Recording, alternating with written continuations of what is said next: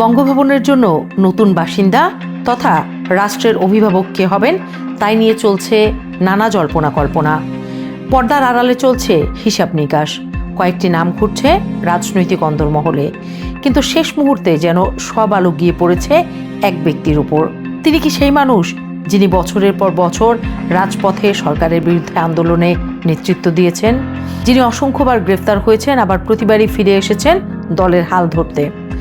রাজনীতির সবচেয়ে বড় পুরস্কারটি কি এবার তার জন্যই তুলে রাখা হয়েছে? বঙ্গভবনের নতুন বাসিন্দা কি হতে যাচ্ছেন মির্জা ফখরুল ইসলাম আলমগীর? বিএনপির একাধিক দায়িত্বশীল সূত্র বলছে, রাষ্ট্রপতি পদে দলটির সবচেয়ে শক্তিশালী বিবেচনায় এখন রয়েছেন মহাসচিব মির্জা ফখরুল। যদিও শেষ সিদ্ধান্ত এখনও আসেনি, সেটি দেবেন বিএনপির চেয়ারম্যান ও প্রধানমন্ত্রী তারেক রহমান। কিন্তু দলীয় অন্দরের আলোচনা বলছে পাল্লা ক্রমেই ভারী হচ্ছে ফখরুলের দিকে। বিএনপির দায়িত্বশীল একাধিক নেতা জানিয়েছেন, রাষ্ট্রপতি পদে দলটির প্রার্থী হিসেবে সবচেয়ে গুরুত্ব পাচ্ছেন মহাসচিব ও স্থানীয় সরকার মন্ত্রী মির্জা ফখরুল ইসলাম আলমগীর।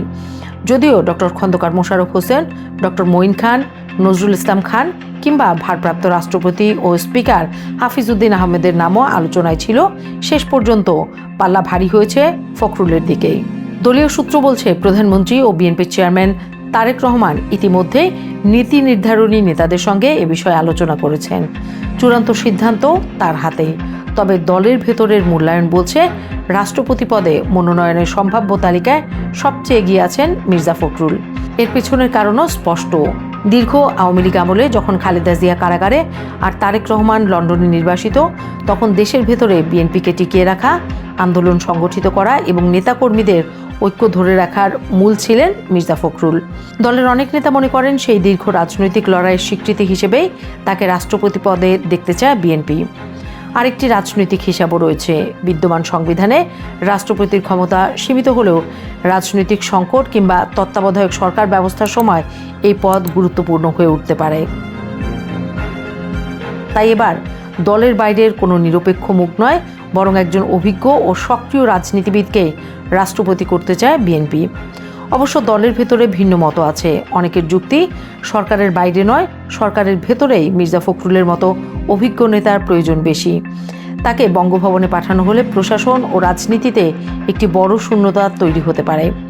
এদিকে আওয়ামী লীগ মনোনীত 22তম রাষ্ট্রপতি মোহাম্মদ শাহাবুদ্দিন গত 24 জুলাই পদত্যাগ করার পর স্পিকার হাফিজউদ্দিন আহমেদ ভারপ্রাপ্ত রাষ্ট্রপতির দায়িত্ব পালন করছেন। নির্বাচন কমিশন আগামী 20 আগস্ট রাষ্ট্রপতি নির্বাচনের তফসিল ঘোষণা করেছে। মনোনয়ন জমার শেষ দিন 13 আগস্ট। সংসদে নিরঙ্কুশ সংখ্যাগরিষ্ঠতা বিএনপির। অন্যদিকে জামায়াতে ইসলামী ইতিমধ্যে জানিয়ে দিয়েছেন তারা কোনো প্রার্থী দেবে না। ফলে বিএনপি যাকে মনোনয়ন দেবে, সংসদের সংখ্যার হিসাব বলছে রাষ্ট্রপতির আসন প্রায় নিশ্চিত। তারই এখন শুধু অপেক্ষা তারেক রহমানের চূড়ান্ত ঘোষণার।